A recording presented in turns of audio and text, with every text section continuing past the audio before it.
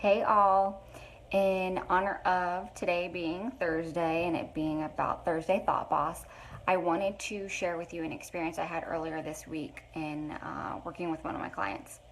So we were discussing about how our thoughts, as we continue to think them, how one thought repeated over and over again turns into a belief.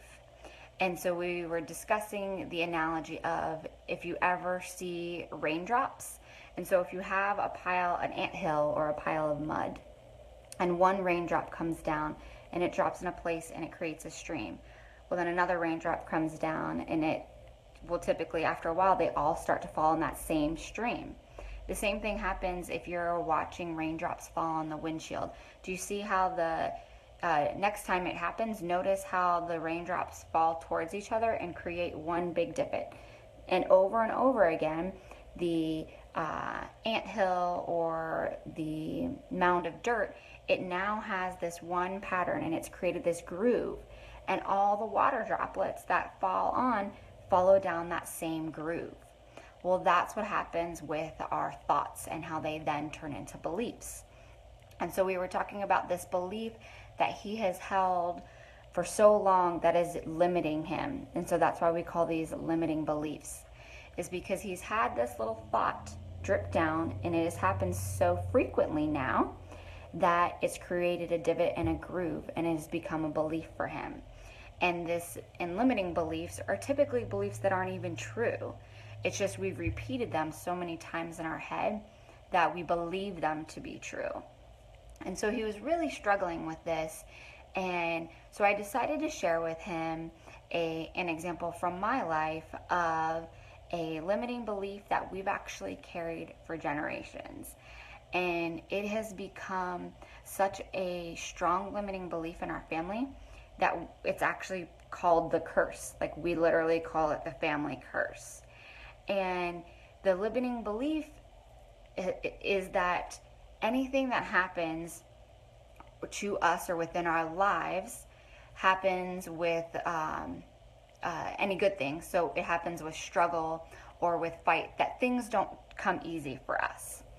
And so that, ever since I was 17 years old, that has been my life experience. I worked hard to put myself through college. I paid my way through that. And I've had these life events that things just did not come easy. Like, I had to fight and struggle and work hard to get where I am and the things that I've gotten. And so I'm telling him this story, and I told him that I recently realized that this belief or thought that I have in my head has been so strong since I was 17. I mean, that's almost 18 years of having this raindrop fall in the same spot, that it has created this own fulfilling prophecy that doesn't have to be true anymore. Because at the end of the day, things can come to me or to anybody else with ease. And it's the only way that that's going to happen is if I eliminate and overcome this limiting belief. The limiting belief that we have this family curse of struggle and of resistance and of fight in order to get things. And so I gave him the example of home buying, because my husband and I recently bought our dream home. And it took us 3 years to find this house. And it wasn't for a lack of trying or giving a half-assed effort. We put in the work and we did all the right things, and yet it wasn't happening. And our realtor even joked with us, if it's going to happen, it's going to happen to you guys. So it's again perpetuating that cycle of that family curse. And so I decided that I was sick and tired of this family curse, that I want to be rid of it, and that it is no longer going to be true, and it will not be the truth for me anymore. But the only way that you're able to get rid of a limiting belief is to acknowledge it, that it's there, to take action to change it, and then internalize a new truth. So I call it the AA and T model. So awareness, action, and truth. And so as I'm sitting there telling him this story, he's leaning forward in his chair, and he almost, like, his mouth is open, like in awe, like what? He's leaning forward in his chair and he almost falls over.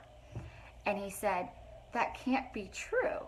And I said, what? And he goes, I can't believe that that's real, that you are struggling with limiting beliefs too, or that you struggle with that and that you think that about your life.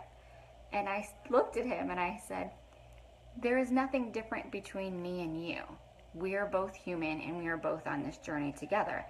I have my limiting beliefs just like he has his limiting beliefs. And so I share that because don't think that just because somebody is at a different place in their life or a different place on this journey of understanding our limiting beliefs, that they haven't gone through it or they haven't struggled or they haven't had those challenges. And so this has become a pattern, and I realize when things become a pattern, then I need to talk about them. So we are all in this together. We are not alone in these struggles with our limiting beliefs. Our limiting beliefs may be unique to us, and we may be on different parts of the path and the journey of where we are with awareness of them and action we take towards them and internalizing the new truth. But these are all things that are part of the human experience. So everyone has limiting beliefs. Everyone struggles with that part of the human experience. And so it's just a matter of what do you want to do about it? So what are the beliefs that have been those constant raindrops that flow down and now have created a divot and now have become a truth for you that is holding you back? So figure out what those beliefs are and then say, I'm going to take action towards them. I'm going to find ways to prove them wrong.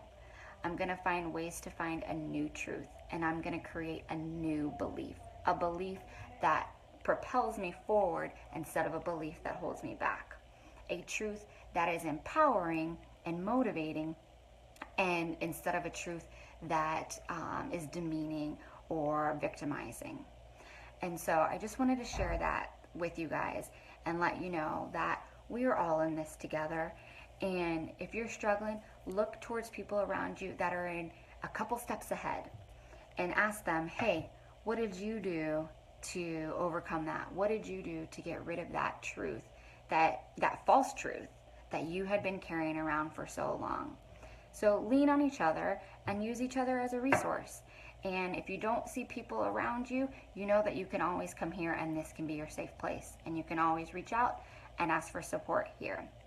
So keep remembering the raindrops and the anthills, and then asking yourself, is that a truth that is false and that I've made up in my head? Or is that a belief that is false and I made up in my head and is holding me back?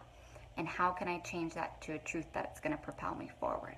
So we are here if you need cheerleaders or you